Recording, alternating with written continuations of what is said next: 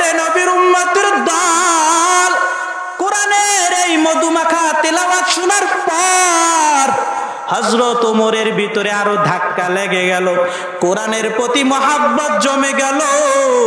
হযরত ওমর ডাক দিয়া বলে, এত সুন্দর মুহাম্মাদের আল্লাহর কুরআন, তাহলে মুহাম্মাদের আল্লাহ না জানি কত সুন্দর। মুহাম্মাদের কুরআন এত সুন্দর, তাহলে মুহাম্মাদের উপরে কুরআন নাজিল হয়েছে, তাহলে মুহাম্মদ না জানি কত সুন্দর। ও বোন, তুমি আমাকে মুহাম্মাদের কাছে নিয়ে যাও। এরে নবীর উম্মতের দল, হযরত ওমর এবার মুহাম্মাদুর রাসূলুল্লাহর দরবারে যাইতেছে। ঘটনাক্রমে আগের দিন আল্লাহ তাআলা আল্লাহর কাছে কান্না করেছেন, ও দয়ার মালিক, ইসলামকে শক্তিশালী করার জন্য দুই ওমরের এক ওমরকে আপনি ইসলামের ছায়াতলে নিয়ে আসেন, হয়তোবা আবু জাহেলকে নিয়ে আসেন, আর না হয় হযরতে ওমরকে নিয়ে আসেন। এরে নবীর উম্মতের দল, নবীজির দোয়া কবুল হয়ে গেছে। বোন বলতেছে, ভাই ওমর, গতকালকে আল্লাহ দোয়া করেছেন, মনে হয় তুমি আজকে মুহাম্মদ নবীর কাছে যাইতেছো, তোমার জন্যই মনে হয় দোয়াটা কবুল হয়ে গেছে। আল্লাহু আকবার। আপন চাচা মৃত্যুর সময় কালেমা গ্রহণ করে নাই, তো এটা নতুন কিছু না যে আমি পিশাব মানুষ, আমার সন্তান আমাকে মানবে না, আমার স্ত্রী আমাকে মানবে না, এটা নতুন কিছু না, এটা পূর্ব থেকেই চলে আসতেছে। মক্কার মানুষ হজ পায় না, কথায় আছে না? এত বড় একজন আল্লাহওয়ালা আপনাদের মাঝে আছে, কেউ চিনে কেউ চিনে না। যে চিনে সে মানার মতো মানে, আর যে চিনে না সে মানেও না। কি কথা ঠিক? সেই ঢাকার থেকে আসছি, হাদিয়া দিবে এজন্য না, যাওয়ার গাড়ি ভাড়াও দেয় কিনা এটা নিয়ে দ্বিধাদ্বন্দ্বের ভিতরে আছি, দোয়ার নিয়তে আসছি। তো 2 দিন ব্যাপী এই মাহফিলের আজ শেষ দিন। আল্লাহ সুবহানাহু ওয়া তাআলা আপনাকে আমাকে 10 মায়ের 10 সন্তানের মধ্য থেকে যাচাই বাছাই করে এক জায়গায় একত্রিত হয়ে এ জান্নাতি বাগানে বসার মতো তৌফিক দান করেছেন। এজন্য আমরা সে মহান মুনিবের দরবারে মুসলমান হিসেবে ঈমানের আওয়াজকে উঁচু করে এক আওয়াজে উচ্চ কণ্ঠে সকলেই কালিমাতুশ শুকর আদায় করি, আলহামদুলিল্লাহ।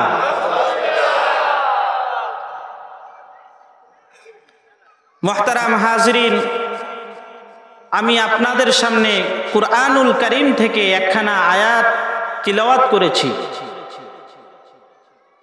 আল্লাহ বলেন, ইয়া আইয়ুহাল্লাযীনা আমানুত্তাকুল্লাহ, হে দুনিয়ার মুমিন, তোমরা আমি আল্লাহকে ভয় করো। কাকে ভয় করো?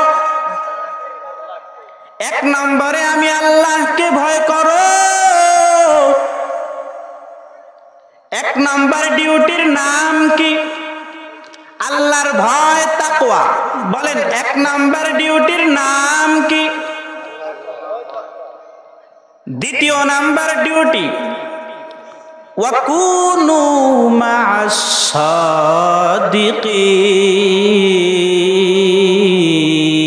সাদিকিন। দ্বিতীয় নাম্বার ডিউটি হলো আমি আল্লাহর যারা খাস বন্ধু আছে তাদের সঙ্গে থাকো, তাদের সঙ্গে সময় কাটাও। দ্বিতীয় নাম্বার ডিউটি কি? আমি আল্লাহর যারা বন্ধু আছে, নেককার, সালিহিন, সাদিকিন, তাদের সঙ্গে থাকো। এই দুই ডিউটি পালন করলি আপনি ঈমান নিয়া জান্নাতে যাওয়া আপনার জন্য সহজ হয়ে যাবে। সুবহানাল্লাহ বলেন। হযরতে ইমামে গজ্জালী রাহমাতুল্লাহি আলাইহি বলেন, একটা মানুষ নিজের জীবনকে দ্বীনের উপরে পরিচালনা করার জন্য, দ্বীনের পথে পরিচালিত করার জন্য একজন মুরব্বী, একজন আমির, একজন পরিচালক তার জন্য আবশ্যক থাকা। তার জন্য আবশ্যক একজন আমির থাকা, একজন মুরব্বী থাকা। কি কথা ঠিক? প্রমাণ লাগবে? প্রমাণ নেন। আল্লামা ইমাম গজ্জালী রাহমাতুল্লাহি আলাইহি বলেন, দুনিয়ার মানুষ তোমরা খেতে চাষ করো, কি চাষ করেন কিনা? যখন চাষ করেন কোন সময় সার দিতে হবে, কোন সময় পানি দিতে হবে, কোন সময় গাছে পোক ধরছে আপনার কীটনাশক দেওয়া লাগবে, এটার জন্য একজন পরিচালক আছে না নাই? নাকি এমনি এমনি গাছ বড় হয়ে যায়? হ্যাঁ, আল্লামা ইমাম গজ্জালী রাহমাতুল্লাহি আলাইহি বলেন, দুনিয়ার মানুষ শুনো, কৃষি খাত চাষ করার জন্য যদি একজন পরিচালক দরকার হয়, যদি একজন মুরব্বী দরকার হয়, কোন সময় ক্ষেতের ভিতরে গাছপালায় পোক আসে পড়ে ঔষধ দেওয়ার জন্য একজন পরিচালক দরকার হয়। এরে দুনিয়ার মানুষ, দ্বীনের লাইনে চলতে গিয়া যখন তোমার কোনো ভুল হবে, যখন তোমার মধ্যে দ্বীন বিরোধী কোনো জিনিস ঢুকে যাবে, যখন তোমার ভিতরে কোনো গুনার কাজ ঢুকে যাবে, ওই গুনার কাজটা তোমার ভিতর থেকে দূর করে তোমার ভিতরে নেক চরিত্র ঢুকায়া দেওয়ার জন্য একজন মুরব্বী দরকার। এজন্যই আল্লাহ বলেন, ওয়াকুনু মা'আস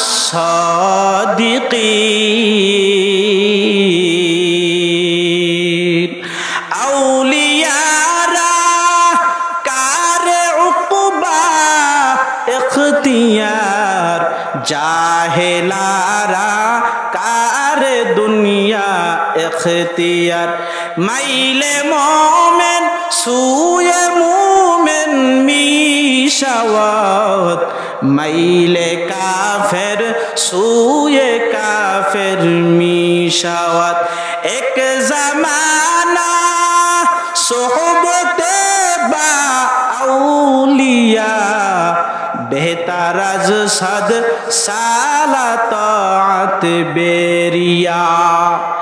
এরে নবীর উম্মতের দল, হাকিমুল উম্মত, মুজাদ্দিদ মিল্লাত শাহ আশরাফ আলী থানভী ফারুকী রাহমাতুল্লাহি আলাইহি, তার কাছে বাংলাদেশের একজন আলেম জিজ্ঞাসা করলো, ও হাকিমুল উম্মত আশরাফ আলী থানভী, আমরা মা বাবার চেহারার দিকে নেক নজরে তাকাইলে আল্লাহ আমাদেরকে বাইতুল্লাহর হজ দিবে, বাইতুল্লাহর জিয়ারত দিবে, কিন্তু আমরা যে হক্কানি আল্লাহওয়ালার দিকে তাকাই, হক্কানি বুজুর্গ, হক্কানি আলেমের চেহারার দিকে যদি তাকাই, আল্লাহ আমাদেরকে কি দিবে? হাকিমুল উম্মত মুজাদ্দিদ মিল্লাত শাহ আশরাফ আলী থানভী ফারুকী রাহমাতুল্লাহি আলাইহি বলতেছেন, ও বাঙালি আলেম, মা বাবার চেহারার দিকে যদি নেক নজরে তাকাও, আল্লাহ বাইতুল্লাহর জিয়ারত দিবে। আর একজন হক্কানি পীরের দিকে যদি তাকাও, হক্কানি বুজুর্গ আলেমের দিকে যদি তাকাও, তাহলে বাইতুল্লাহর মালিক আল্লাহকে পেয়ে যাইবা।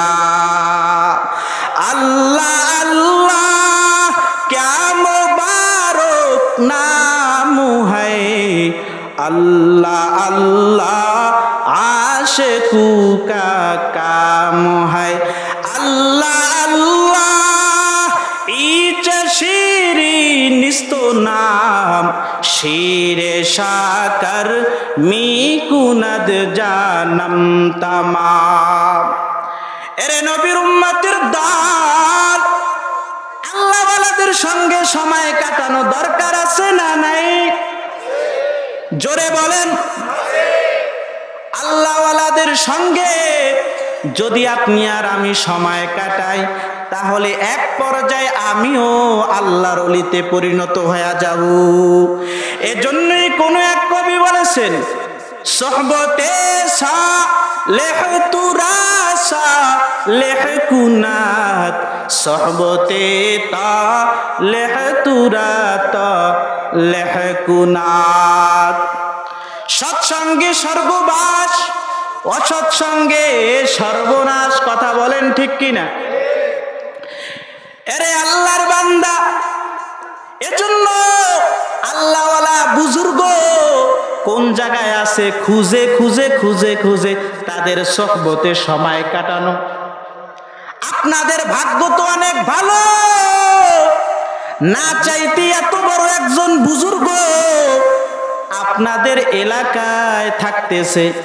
এরে নবীর উম্মতের দল, সময় থাকতে আল্লাহকে ভয় করিয়া আল্লাহর ওলির কাছে হাত দিয়া, আল্লাহর ওলির হাতে বায়াত হইয়া দিনের পথে সুন্দরভাবে জীবন যাপন করিয়া দুনিয়ার থেকে যদি চলে যাইতে পারেন, তাহলে মৃত্যুর পরে আল্লাহ আপনার কবরের সঙ্গে জান্নাতের সঙ্গে লাইন করে দিবেন। हकीकत से तो दुनिया बेखबर है, दुनिया की नुमाइश पर नजर है। नमी गुयम के आज दुनिया जुदा बाश, बाहर कारे के बाशी बा खुदा बाश। चिस्ते दुनिया आज खुदा गाफिल बुदार, नए कमाशो नुकुरहूं पर जिंदजान। आबदर कश्ती हालाके कश्तियास्त, आब अंदर जीरे कश्ती पुश्तियास्त। एरे नबीर उम्मतेर दल, ও পর্দার আড়ালের মাগো, ও বৃদ্ধ বাবাজি, আজকে এই জান্নাতি ময়দান আছে, আগামী কালকে হয়তো বা থাকবে না। এরে নবীর উম্মতের দল, এমনও হতে পারে আজকে আমি বয়ান করতেছি, আপনারা বয়ান শুনতেছেন, আগামীকাল খবর আসতে পারে তোমরা যারা বয়ান শুনেছো তাদের মধ্যে একজন অথবা দুইজন নাই, অথবা যিনি বয়ান করেছেন তিনি আর দুনিয়ায় নাই।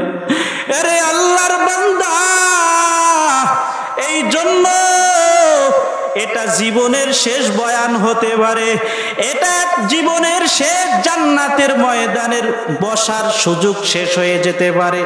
এজন্য যারা এখনো রাস্তাঘাটে দোকানপাটে বাড়িতে সময় অযথা নষ্ট করতেছেন, আপনাদেরকে বলবো এত সুন্দর জান্নাতি বাগান থাকতে অযথা সময় নষ্ট করবেন না। কারণ মায়ার নবী বলেছেন এই ময়দানটা জান্নাতের বাগান। বলেন কিসের বাগান? আল্লাহর নবী বলেন হাফাতহুমুল মালাইকা, এই বাগানে বসার সঙ্গে সঙ্গে এই জান্নাতি ময়দানের চতুর্পাশে আল্লাহর তৈরি নূরের তৈরি ফেরেশতারা বেষ্টনী দিয়া দাঁড়ায়া যায়। সুবহানাল্লাহ। আল্লাহর নবী বলেন শুধু ফেরেশতারা দাঁড়ায় তা না,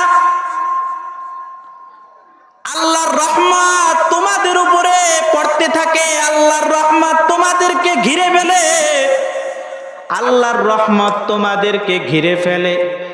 এরে আল্লাহর বান্দা, যারা মাঠের বাইরে বসিয়া বয়ান শুনতেছে, বাড়িতে বসিয়া বয়ান শুনতেছে, তারা জান্নাতি ময়দানে নাই। কিন্তু আপনি আর আমি এই ময়দানে বয়ান শুনতেছি, আপনি আর আমি জান্নাতি ময়দানের ভিতরে আছি। আল্লাহর নবী বলেন, ওয়ানাজালাত আলাইহিমুস সাকিনাহ, এই ময়দানটা এত বরকতপূর্ণ ময়দান, এই ময়দানের উপরে আল্লাহ তাআলা সাকিনা নাজিল করতে থাকে। সুবহানাল্লাহ। শুধু তাই নয় রে মুমিন, আল্লাহর নবী বলেন আল্লাহ তাআলা ফেরেশতাদের মধ্যে গর্ব করে। আল্লাহ তাআলা গর্ব করে আমাদেরকে নিয়ে আলোচনা করে, কারণ আমাদেরকে যখন আল্লাহ বানাবেন বলে ইরাদা করলেন, তখন ফেরেশতারা ডাক দিয়া বলল, ও আল্লাহ, মানুষ তৈরি করার দরকার নাই, আমরাই তো আপনার তাসবিহ পাঠ করি। কি কথা ঠিক না? মানুষ তৈরি করার দরকার নাই। নাহনু নুসাব্বিহু বিহামদিকা ওয়া নুকদ্দিসু লাক, আমরাই তো আপনার প্রশংসা করি। মানুষ কি জন্য সৃষ্টি করবেন? মানুষ তো দুনিয়াতে গিয়া দাঙ্গা হাঙ্গামা করবে, রক্তপাত করবে। আল্লাহ বলেছেন, ইন্নী আ'লামু মা লা তা'লামুন।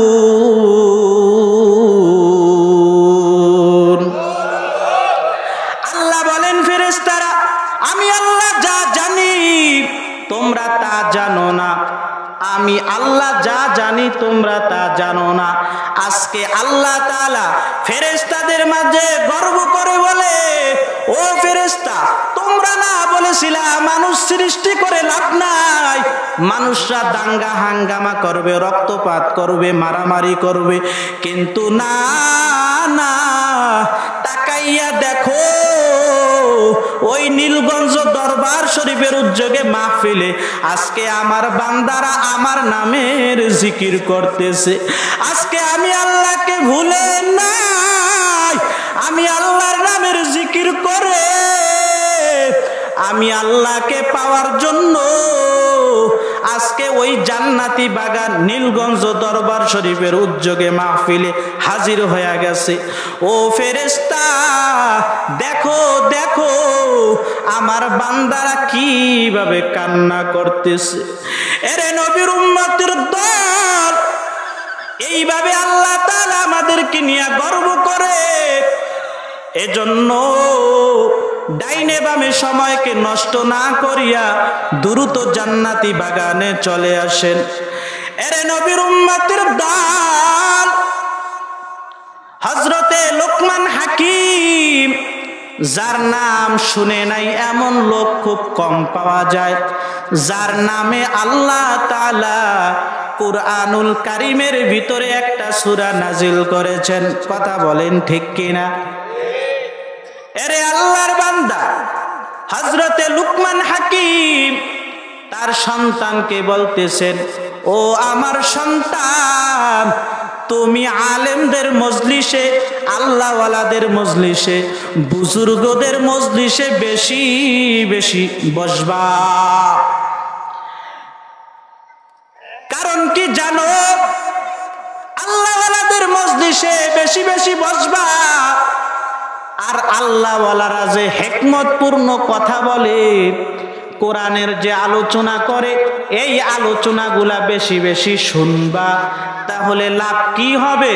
হযরতে লোকমান হাকিম বলে, পাথরের উপরে বৃষ্টির পানি ফোঁটা ফোঁটা পড়তে পড়তে এক পর্যায়ে পাথর মোমের মতো নরম হয়ে যায়।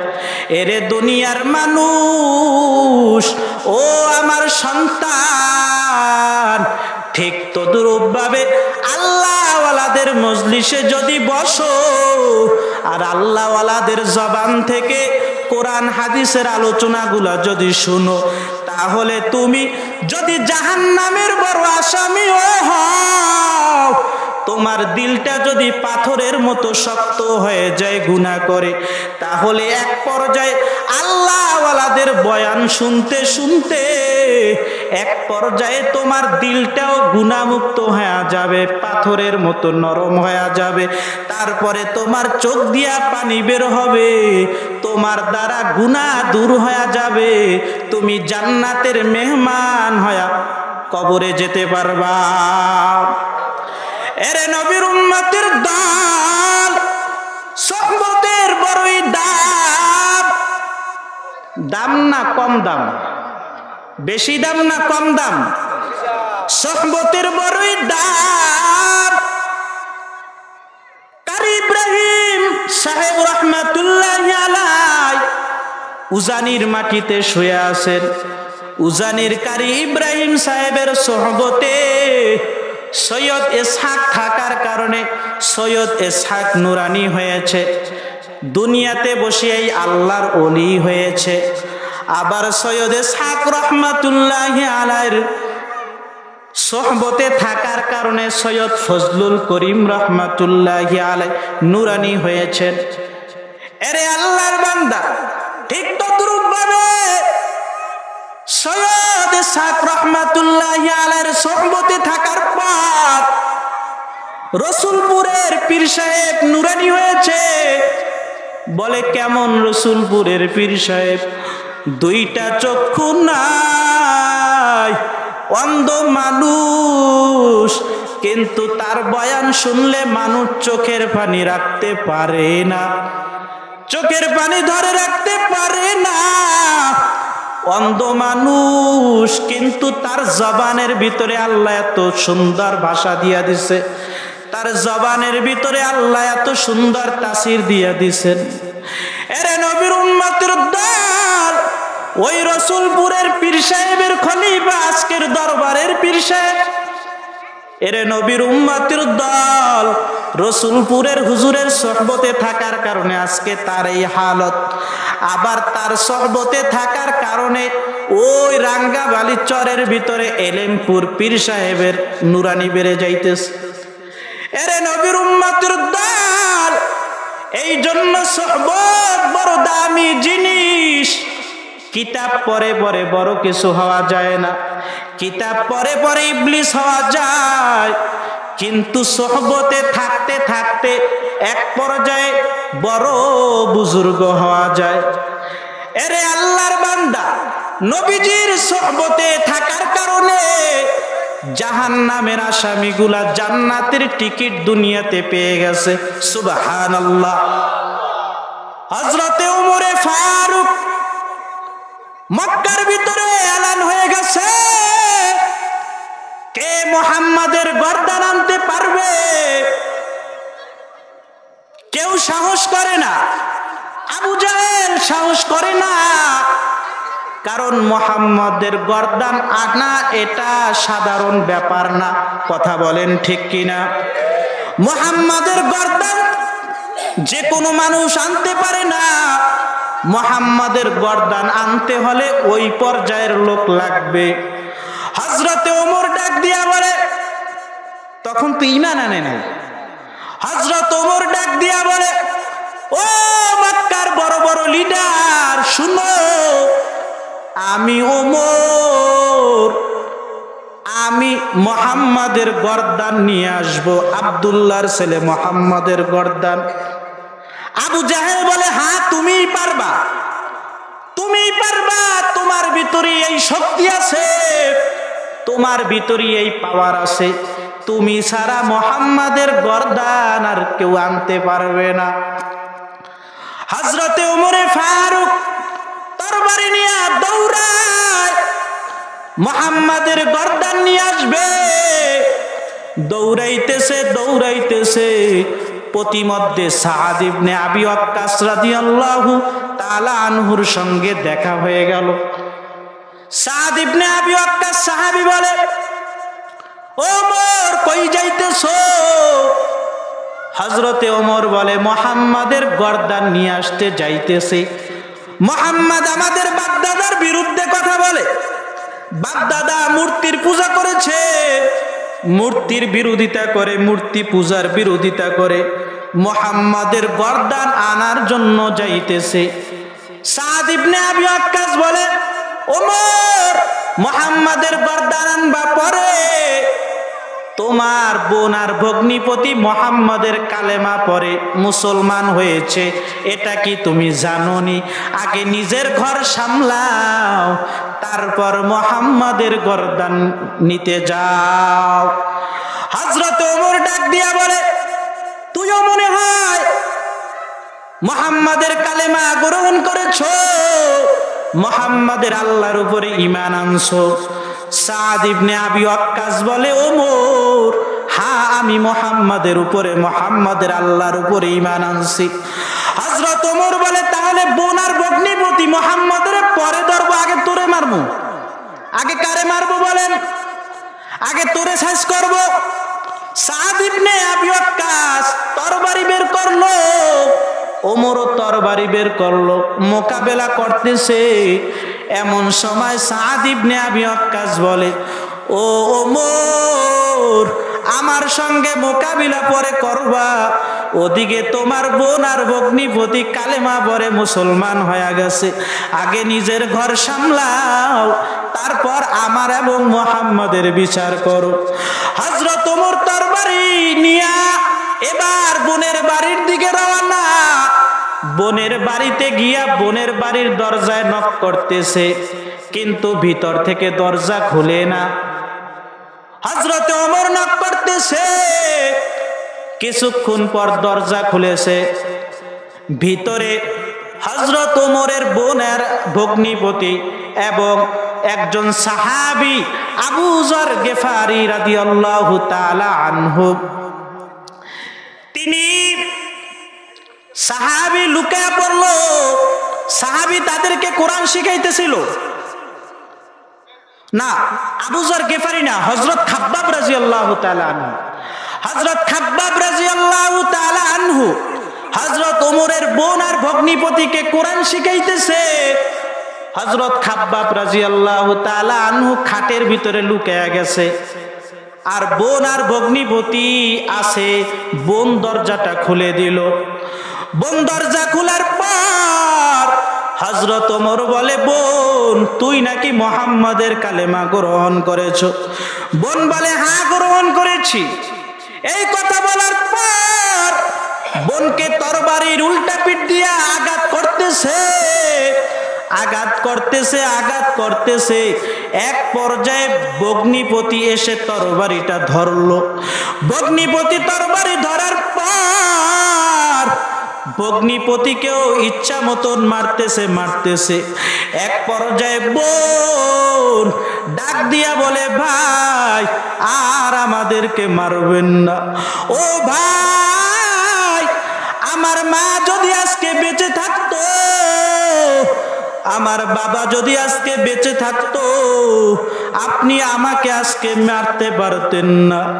ও ভাই, আপনিও যেই মায়ের সন্তান, আমিও ওই একই মায়ের সন্তান, কিন্তু আজকে আমি মুহাম্মাদের আল্লাহর কালেমা গ্রহণ করার কারণে, আজকে নবী মুহাম্মাদের কালিমা গ্রহণ করার কারণে আজকে আপনি আমাকে মারতেছেন, আজকে আপনি আমাকে রক্তাক্ত করতেছেন।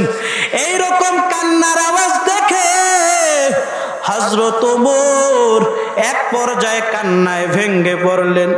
হযরত ওমর চিন্তা করলেন, আমার বোন এত কান্না করে, তারপরেও মুহাম্মাদের কালিমা ছাড়ে না। বোন বলতেছে, ভাই, আপনি আমাকে মেরে ফেলবেন, কিন্তু আমার জীবন থাকতে আমি মুহাম্মাদের উপরে এবং মুহাম্মাদের আল্লাহর কালিমা ছাড়তে পারবো না। হযরত ওমরের মায়া লেগে গেল, হযরত ওমরের অন্তরে ধাক্কা লেগে গেল। হযরত ওমর এবার বোনকে কান্না জড়িত কণ্ঠে বলে, ও বোন আমার, এতক্ষণ কি তেলাওয়াত করেছো, আমাকে একটু শোনাও না। বোন বলে, ও ভাই, মুহাম্মাদের আল্লাহর যে কুরআন, এই কুরআন ধরতে গেলে ওযু লাগে। কি লাগে? এই কুরআন ধরতে গেলে পবিত্র হওয়া লাগে। তোমার তো ওযু নাই, তোমার তো পবিত্রতা নাই, তুমি তো অপবিত্র, তুমি তো নাপাকি হালতে আছো। গোসল করে আসো, তারপরে কুরআন ধরবা। এরে নবীর উম্মতের দল, হযরত ওমর পবিত্র হয়ে আসলেন। তারপরে হযরত ওমরের সামনে কোরআনের আয়াত তেলাওয়াত করতেছেন।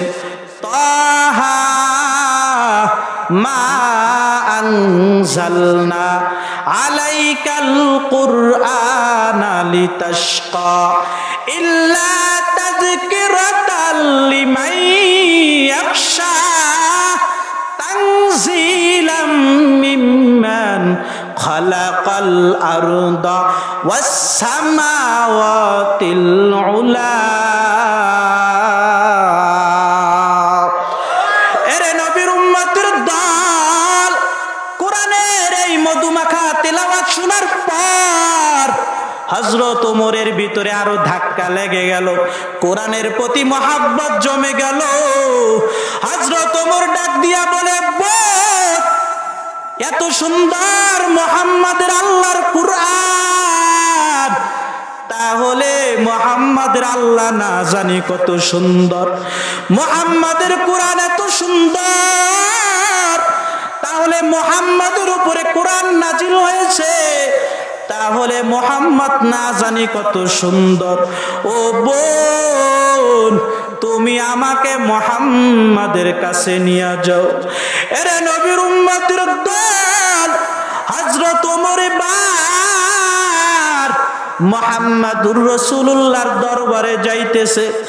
ঘটনাক্রমে আগের দিন আল্লাহ তাআলা আল্লাহর কাছে কান্না করেছেন, ও দয়ার মালিক, ইসলামকে শক্তিশালী করার জন্য দুই ওমরের এক ওমরকে আপনি ইসলামের ছায়াতলে নিয়ে আসেন। হয়তোবা আবু জাহেলকে নিয়ে আসেন, আর না হয় হযরতে ওমরকে নিয়ে আসেন। এরে নবীর উম্মতের দল, নবীজির দোয়া কবুল হয়ে গেছে। বোন বলতেছে, ভাই ওমর, গতকালকে আল্লাহ দোয়া করেছেন, মনে হয় তুমি আজকে মুহাম্মদ নবীর কাছে যাইতেছো, তোমার জন্যই মনে হয় দোয়াটা কবুল হয়ে গেছে। আল্লাহু আকবার। এরে নবীর উম্মতের দল, হযরত ওমর নবীজির দরবারে রওয়ানা। নবীজির দরবারে ঢুকবে এমন সময় সাহাবী আবু হুরায়রা আরো অনেক সাহাবী বাধা দিতেছে। আল্লাহর নবী বলতেছে, সাহাবীরা, ওমরকে বাধা দিও না, ওমর আজকে মারার জন্য আসে নাই, নিজে মরার জন্য আসে। আল্লাহু আকবার। হযরত ওমর তরবারি নিয়ে মায়ার নবীর সামনে চলে গেল। মায়ার নবীর সামনে যাওয়ার পর হযরত ওমর ডাক দিয়া বলতেছে, পয়গম্বর, তরবারি আপনার পায়ের কাছে রেখে দিলাম। ও নবী, বেয়াদবি মাফ করবেন, আমি আপনাকে চিনতে পারি নাই, না চেনার কারণে আপনাকে হত্যা করার জন্য আসছি। ও পয়গম্বর, আপনি আমাকে কালিমা পড়ে মুসলমান বানায় দেন।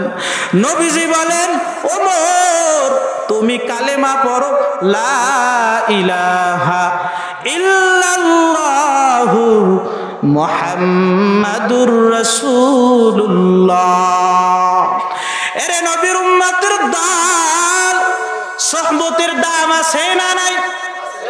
হযরত ওমর আগের দিন ছিল জাহান্নামের আসামি, কিন্তু নবীজির সুহবতে যাওয়ার কারণে হযরতে ওমর এখন হয়ে গেলেন জান্নাতের মেহমান।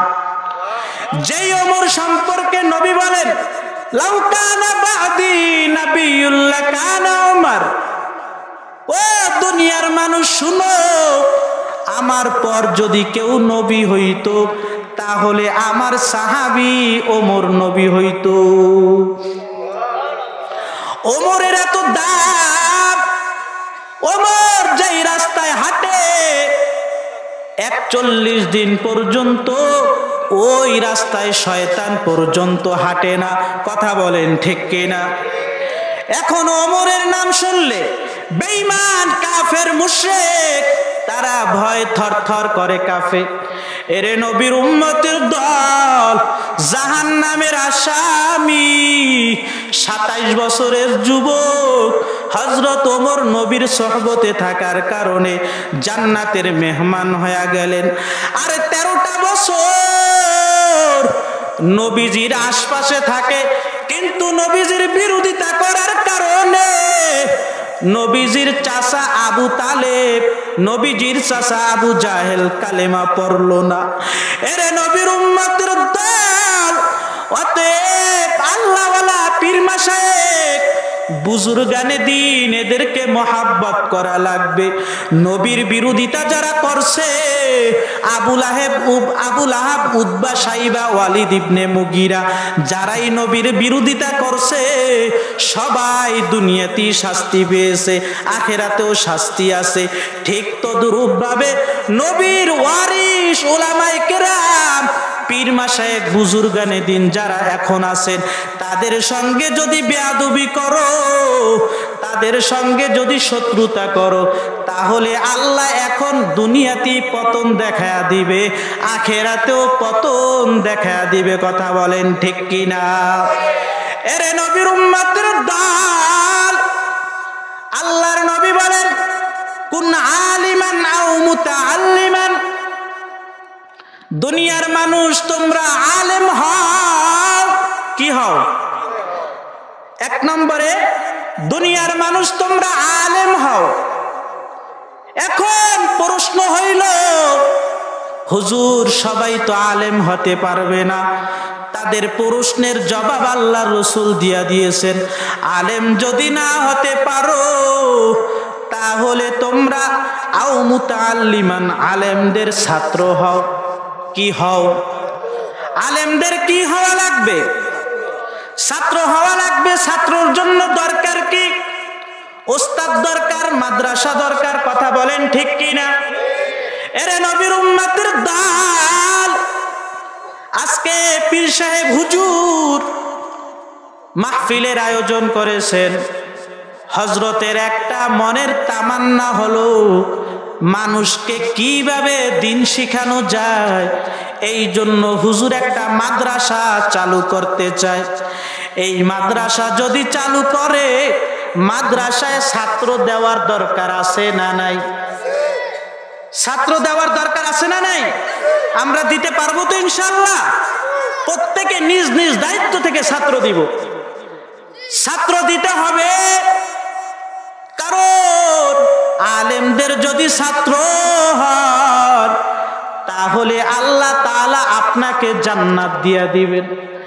এরে নবীর উম্মতের দল, আল্লাহর নবী বলেন মান ক্বারাআল কুরআন ওয়া আমিলা বিমা ফি উলবিসা ওয়ালিদাহু তাজা ইয়াউমাল কিয়ামা।